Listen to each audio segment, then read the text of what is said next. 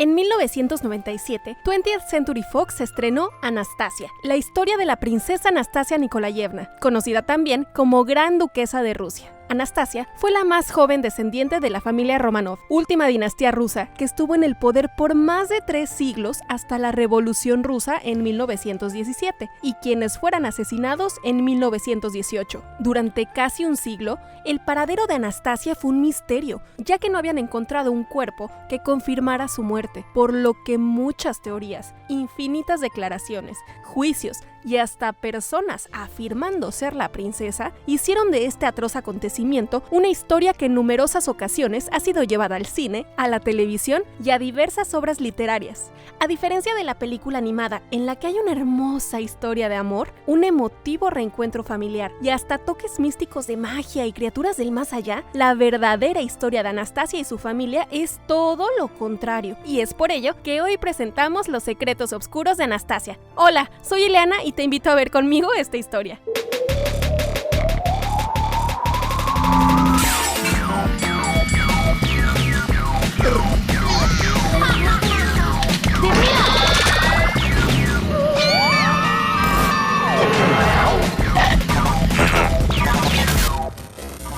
La familia Romanov.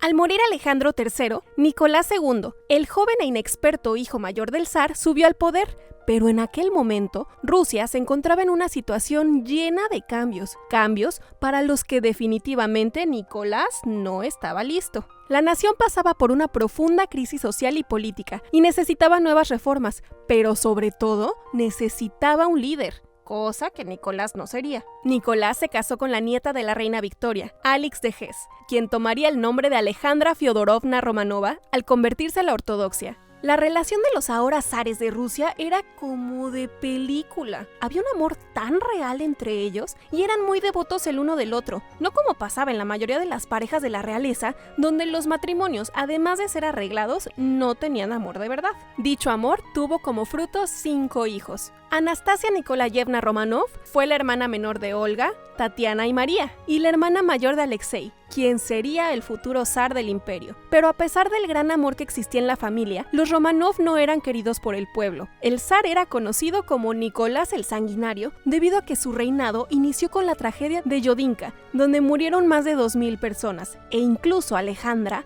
era repudiada porque sospechaban que era una espía debido a su ascendencia alemana.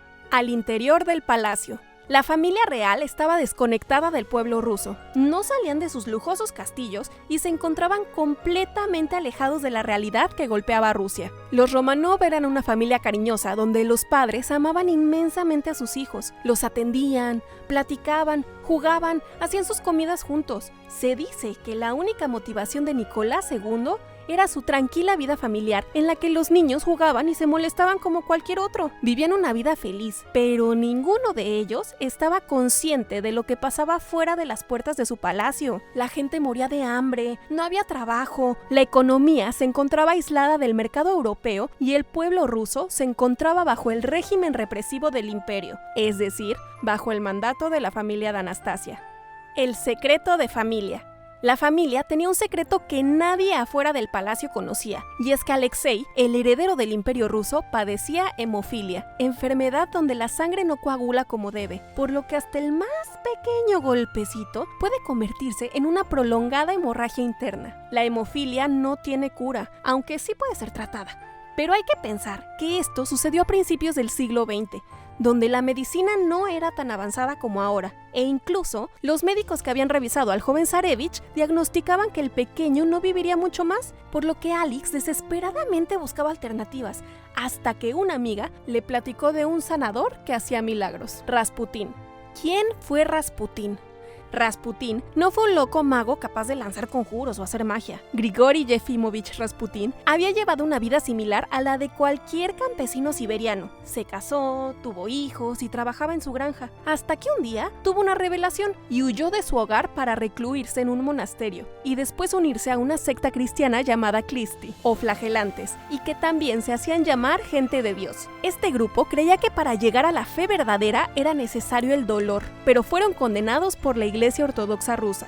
ya que entre otras cosas, las reuniones constaban de fiestas y orgías en las que Grigori participaba. Rasputín estaba convencido de que era un hombre santo, pero no sabía que el formar parte de esta secta afectaría su reputación de por vida. Sin embargo, su fama de sanador mediante el rezo permanecía, y gracias a la recomendación de la amiga de la zarina, fue llamado al palacio para mejorar la condición del zarevich Alexei, y efectivamente, este mejoró, ganándose así la confianza de la familia, especialmente la de Alejandra. Rasputín, el amigo de la familia. Rasputín era un hombre muy carismático, muy alto, con ojos azules y una mirada muy fija y penetrante. Era muy elocuente y a su vez manipulador. Tenía una personalidad abrumadora y además muchos pensaban que se parecía a Jesucristo.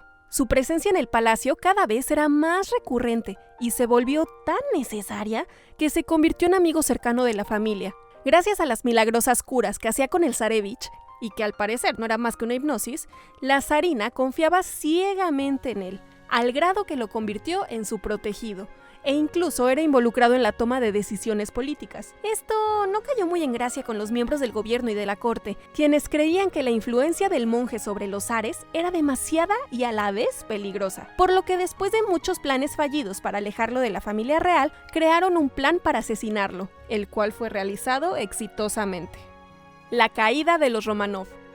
Tras la muerte de Rasputín, la estabilidad de los Románov se vino cuesta abajo. En 1917 se desató la Revolución Rusa que condujo al derrocamiento del régimen zarista, obligando que Nicolás II abdicara y que el antiguo régimen fuera reemplazado por un gobierno provisional que posteriormente sería gobernado por los bolcheviques, liderados por Vladimir Lenin. El zar decidió permanecer con su familia en Rusia, pero al poco tiempo fue arrestado junto con todos los miembros de su familia.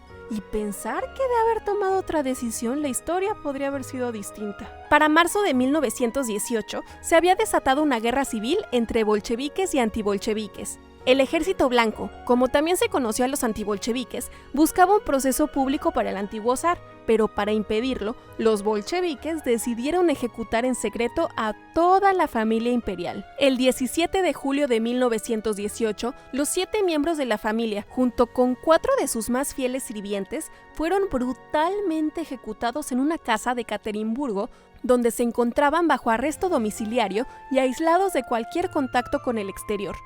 Sus cuerpos fueron llevados al bosque, donde fueron desnudados y mutilados para después ser sepultados en diferentes lugares. Los rojos, como también conocían a los bolcheviques, creían que al enterrar los restos por separado y en caso de ser hallados, nadie los vincularía con los de la familia imperial. El asesinato de los Románov fue ocultado por el Ejército Rojo, ya que declararon que solo habían fusilado al zar y que su familia había sido enviada a un lugar seguro para su protección. Fue hasta 1926 que los asesinatos fueron aceptados, pero afirmaron que los cuerpos habían sido destruidos, por lo que nunca serían encontrados. La reaparición de Anastasia.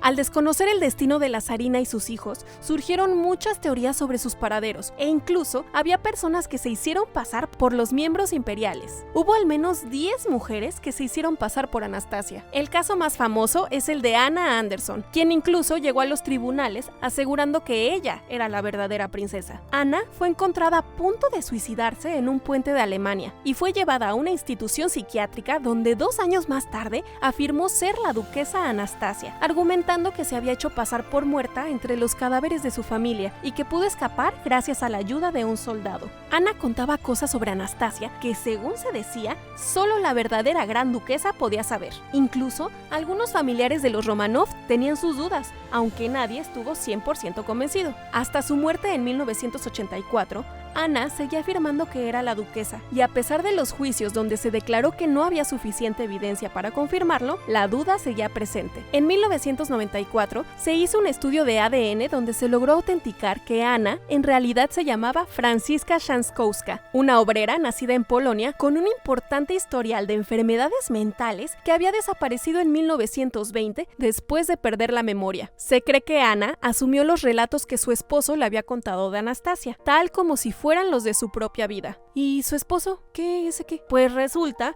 que era el soldado que la rescató del puente y que a su vez estuvo presente en el asesinato de los Románov en 1918. Destino final de los Románov.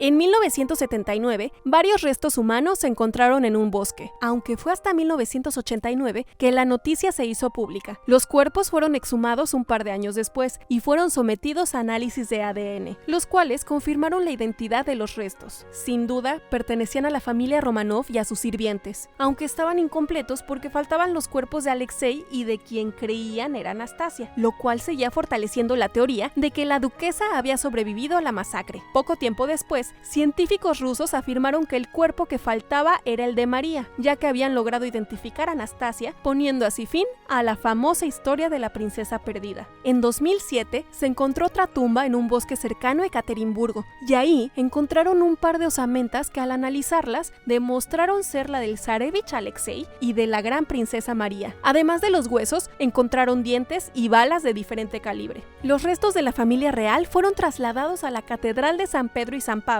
en San Petersburgo, donde por fin descansan en paz. Anastasia es una película de una princesa que, como todas las que hemos visto, tiene un final feliz, pero la realidad es que la verdadera historia de Anastasia y la familia Romanov es una más de las tantas infelices y crueles que han existido en la historia de la humanidad. Desafortunadamente, para crear lindas historias, a veces es necesario partir de infames acontecimientos como el que les acabo de contar. Pero bueno, pues cuéntame, ¿te pareció interesante la verdadera historia de Anastasia? ¿Te gustaría que hiciéramos un video de alguna otra historia con secretos oscuros? Haznoslo saber en los comentarios. Y si te gustó el video, no olvides darle like y compartirlo. Y por supuesto, suscribirte a nuestro canal. Soy Ileana, y una vez más, gracias por acompañarme en estos secretos oscuros.